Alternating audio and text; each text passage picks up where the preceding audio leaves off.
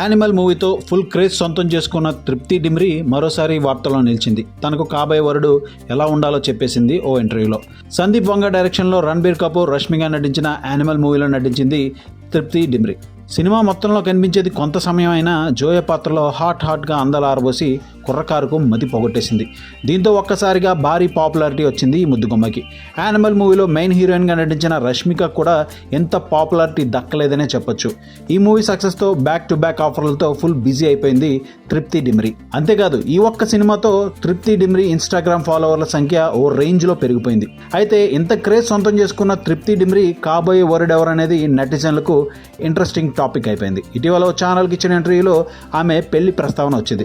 మీరెప్పుడు పెళ్లి చేసుకుంటారని అడిగిన ప్రశ్నకు వెంటనే బదులిచ్చింది. ఇప్పటికైతే తన కెరీర్ పైనే శ్రద్ధ పెట్టానని చెప్పింది. అయితే తనకు కాబోయే భర్త ఎలా ఉండాలో మాత్రం చెబుతూ డబ్బు, పాపులారిటీ సంగతి పక్కన పెడితే మంచి మనస్సున్న వ్యక్తి అయి ఉండాలని చెప్పుకొచ్చింది.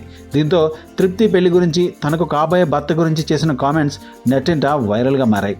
2012లో సినీ పరిశ్రమలకు అడుగుపెట్టింది తృప్తి. పలు హిందీ సినిమాల్లో నటించింది. యానిమల్ సినిమాతోనే ఈ బ్యూటీకి ఎంతో క్రేజ్ వచ్చింది. ఇక ప్రస్తుతం ఈ ముద్దుగుమ్మ 2 బాలీవుడ్ సినిమాల్లో నటిస్తోంది.